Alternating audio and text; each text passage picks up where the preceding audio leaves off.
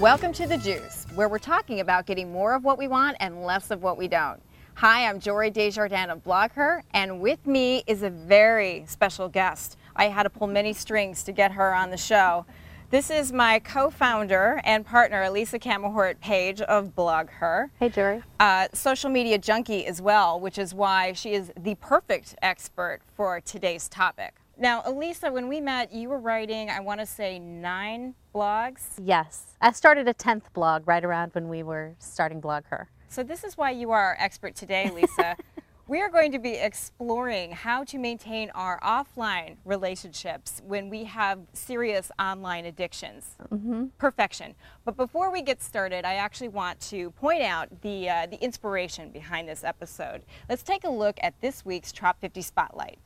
Hi, Jenny Ingram here, Jenny on the Spot. I'm with my friend Lisa. How do you manage friendships online and offline? And I thought I'd bring an online and offline friend. Some ways that she and I manage in our offline life. Dancing. Yeah. Play dates. Coffee. Cheers. One is phone calls. Hello. Hi. Oh! We manage our online relationships. Facebook. Yes. That's a crossover. There's email.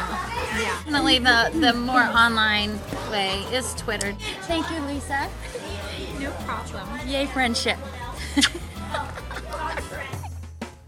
So Elisa, you and I both know we've got smartphones, we've got social networking accounts, we've got blogs. How do we make sense of our offline relationships when we have so much going on online? Well, the thing is, we can actually use all of those online tools to take good care of the people we are in relationships with offline.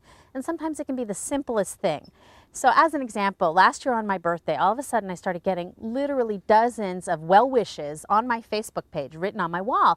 And I'm like, how do all these people know? Well, it turns out they're a little smarter than me. There's a setting for Facebook so that you can be alerted when all of your friends' birthdays come up. And I didn't have that setting, so I wasn't getting those alerts. The same thing with Skype. So if you use these tools to be reminded, the next step is to actually do something about it. And whether it's putting something on their Facebook wall, sending an email, even actually calling them. So you are, forgive me for saying this, but a smartphone junkie? A little bit. You have to get the very latest. So how do you manage on your cell phone? Well, there's some really interesting things you can do with your contact management system, both on your computer and on your smartphones. For example, when I had my Palm and then my Trio, you can actually use the software that comes with those devices to connect your calendar and your contacts together. It's sort of like how salespeople manage relationships. They use something like Salesforce.com or a customer relationship management tool, and they take care of associating when they've talked to someone, what they talked about, when's the next time they need to talk to someone. And the point is, you can look up your girlfriend from college and see, wow, it's been 6 months since I talked to her, I need to give her a call. And in fact, I just was looking in the iPhone App Store, and there are personal CRM apps for the iPhone so that you can track your personal relationships in the same way. So here's another one. You have friends. I noticed that a lot of bloggers like to use Facebook. My professional contacts like LinkedIn. My family likes a very different app. So you have all these different social networking tools. Where do you consolidate, or how can you manage all of that and still stay in touch with your friends? I do try to use tools that help me consolidate all the different information that's coming at me. So for instance, I use an RSS feed reader, RSS being really simple syndication. I happen to use NetNewsWire, and I have a folder called Must Read, and that's where my sister's blog is in case she updates, or my best friends, or my Facebook status updates go there. And then I can get one feed with all of those Facebook status updates, and I can scan them really quickly. On Twitter, I use an application called TweetDeck.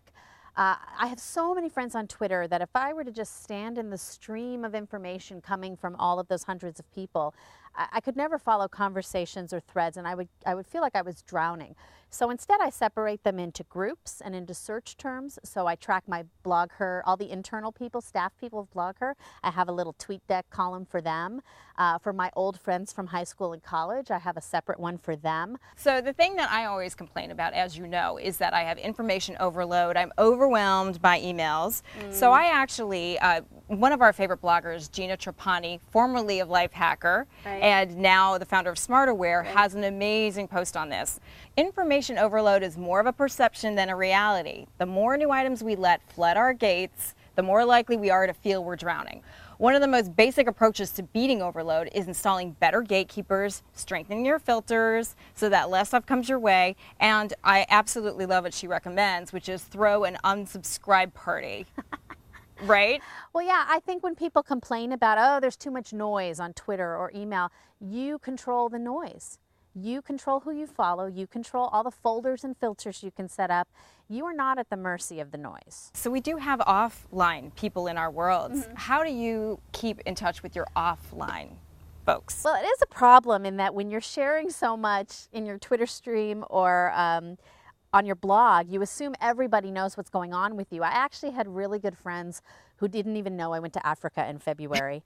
And they were like, Africa, what? So I do think there are some tools that you can use. For instance, there are tools to turn your blog into an email newsletter, tools like Feedburner.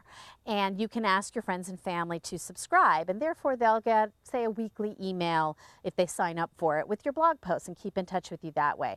Since you can create blog posts out of things like your Twitter feed or your delicious bookmarking feed, you can really consolidate it all into your blog and therefore all into a blog newsletter. So that's a great way to let offline people, and pretty much they're all going to be on email. I mean, really, most of them At this point. most of everyone's on email. It's a great way to let them stay in touch with what you're up to and not be surprised by your 40-hour door-to-door trip to a foreign nation. So, Elisa, now you know why I don't get back to all of your email, and I'm just sorry in advance. But thank you very much for your tips. Well, I'm hoping these tips will completely fix that. Yeah, starting tomorrow. Oh, excellent. And thanks to Trop50 from Tropicana for making the juice possible. We want to share your ideas. If it's a video or a post that we could point to, join us at www.blogher.com/thejuice. You'll find ways of winning things and meeting up with me and with Elisa. We'll see you there.